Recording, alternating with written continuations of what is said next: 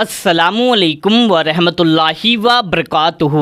प्यारे दोस्तों, नहाते वक्त पेशाब का लगना, पेशाब का महसूस होना, आखिर ये किस बात की निशानी है, ये किस बात की अलामत है? जब आप नहाने के लिए जाते हैं तो उस वक्त आपको पेशाब लगती है या पेशाब महसूस होती है, तो इसकी अलामत के बारे में जान करके, इस राज को जान करके आप दंग रह जाएंगे। दोस्तों, ये कोई मामूली सी बात नहीं है, बल्कि ये एक बहुत बड़ी बात है और ये एक बहुत बड़ी चाल है कि जिसको जान करके आप बहुत ज़्यादा हैरान रह जाएंगे। तो दोस्तों, आइए इस राज से पर्दा उठाते हैं कि आखिर नहाते वक्त पेशाब क्यों लगती है, पेशाब क्यों महसूस होती है। दोस्तों, इस बात को समझने के लिए, इस राज से पर्दा उठाने से पहले आपको इन दो बातों को समझना बहुत ज़रूरी है। आप ये दो बातें अच्छी तरह से समझ लीजिए। पहली बात कि हमारे प्यारे आका सल्लल्लाहु ताला अलैहि वसल्लम ने हमारी ज़िंदगी के हर पहलू पर रहनुमाई फरमाई है। गुस्ल करने से लेकर खाना खाने तक और इबादत करने तक हर एक चीज़ का तरीका बताया है, हर एक चीज़ की रहनुमाई फरमाई है। दोस्तों, इस्लाम एक मुकम्मल दीन है कि जिसमें आपकी हर एक ज़रूरत, हर एक चीज़ पर इस्लाह की गई है। दोस्तों, जब हमारे प्यारे आका सल्लल्लाहु ताला अलैहि वसल्लम नहाने के लिए जाया करते थे तो सबसे पहले वो अपने कलाइयों तक दोनों हाथ को धुलते थे, फिर उसके बाद में वो बाथरूम जाते थे और फिर उसके बाद में वो गुस्ल करते थे। तो ये हो गई पहली बात जो नहाने की सुन्नत है। पहले आप इसको समझ लीजिए कि पहले दोनों हाथ कलाइयों तक धुलना, फिर बाथरूम जाना और फिर नहाना। अब दूसरी बात आती है जो है कि जब इंसान गुस्ल खाने में, यानी कि जो शख्स नहाते वक्त गुस्ल खाने में पेशाब करता है तो शैतान उसके दिल और दिमाग में वसवसा डालने लगता है कि जब शैतान को जन्नत से बाहर निकाला जा रहा था तो शैतान ने अल्लाह तबारक व तआला से अर्ज़ किया, या अल्लाह, मैं तुझसे एक चीज़ मांगता हूँ। तब अल्लाह ताला ने फरमाया था, मांग क्या चाहिए? तब शैतान ने कहा था, मुझे क़यामत तक की मोहलत दे दे, मैं तेरे बंदे को बहका सकूं। दोस्तों, जब इंसान गुस्ल करते वक्त गुस्ल खाने में पेशाब करता है तो जो उसका रूहानी दायरा होता है, जो उसकी वसवसों से हिफाजत कर रहा होता है, तो वो चीज़ उस वक्त टूट जाती है और फिर शैतान को मौका मिल जाता है कि वे बंदे के दिल और दिमाग में वसवसा पैदा करने लग जाए।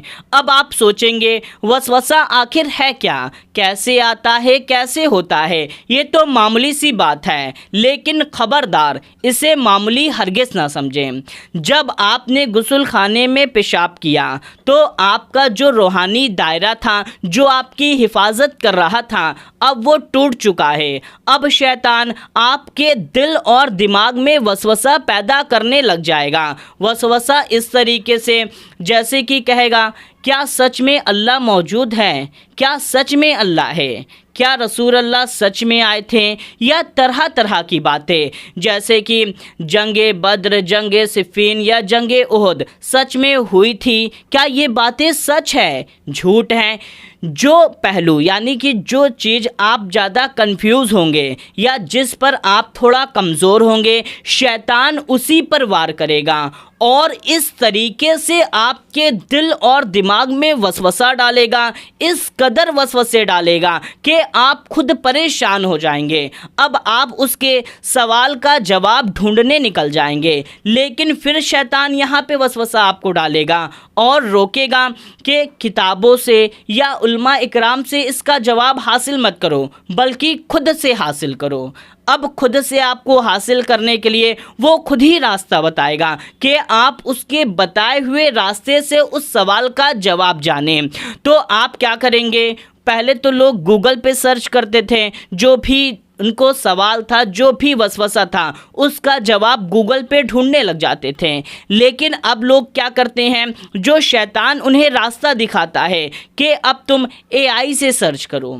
जी हाँ दोस्तों, शैतान आपको वसवसा डालेगा कि आप उलमा इकराम से नहीं, किताबों से नहीं, बल्कि आप एआई से करो। अब आप क्या करेंगे, एआई जैसे चैट जीटीपी पे पहुंच जाएंगे। दोस्तों खबरदार यहीं पर हो जाइए, क्योंकि चैट जीटीपी जो है, जो ये एआई है, जाहिर सी बात है यहूदियों का बनाया हुआ है। तो ये आपको इस्लामिक, यानी जैसे कि जो हदीसें ज़हीफ़ होती हैं, जिस पर उलमा इकराम यकीन करने के लिए बताते हैं, जैसे चैट जीटीपी हो गया, उसको रद्द कर देता है, उन बातों को झुटला देता है, और जो बातें सही होती हैं उसे भी इस तरीके से तोड़ मोड़ कर पेश करता है कि आप और शक में मुब्तला हो जाएं। जवाब आपको नहीं मिलेगा, बल्कि आप और शक में मुब्तला हो जाएंगे।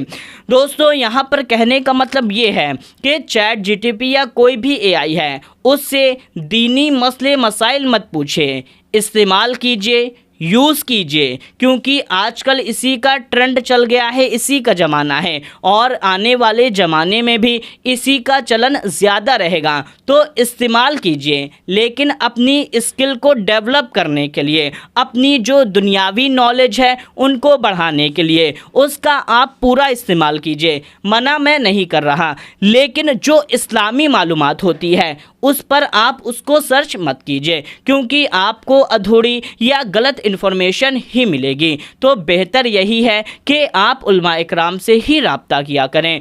तो मेरे प्यारे दोस्तों, अब यहाँ पर आप कुछ लोग ये भी कह सकते हैं कि हम चैट जीटीपी से खुद से क्यों ना सर्च करें। अब यहाँ पे इसका एक एग्ज़ाम्पल देते हैं। मान लीजिए कि आपकी तबीयत ख़राब हुई, या आपको एक छोटा सा मामूली सा बुखार ही हो गया, तो आप क्या करेंगे, या तो डॉक्टर से दवाई लेंगे या मेडिकल स्टोर से दवाई लेंगे। लेकिन आप ये तो बिल्कुल भी नहीं करेंगे कि चैट जीटीपी से या एआई से पूछ करके आप कोई दवाई लें और फिर उसको खाने लग जाएं। वहाँ पर आप बिल्कुल भी यकीन नहीं करेंगे। जब आप एक मामूली से बुखार पर, एक छोटी सी बीमारी में डॉक्टर या मेडिकल स्टोर की तरफ रुख करते हैं, तो फिर दीन के इतने बड़े मसले मसाइल जो आपको कुफ्र के रास्ते तक ले जा सकते हैं, तब आप उस पे चैट जीटीपी या एआई का इस्तेमाल क्यों करेंगे। आप इस्तेमाल कीजिए दुनियावी नॉलेज के लिए, अपनी स्किल को डेवलप करने के लिए, दुनियावी इंफॉर्मेशन लेने के लिए, लेकिन दीन के मसले पर बिल्कुल भी ना करें। तो दोस्तों बात दूर निकलती जा रही है, जल्दी से इसको समेट के अपने मेन मसले की तरफ चलते हैं। दोस्तों जैसा कि हमने बताया, जो मतलब गुस्ल खाने में पेशाब करता है, शैतान उसके दिल और दिमाग में वसवसे डालने लगता है।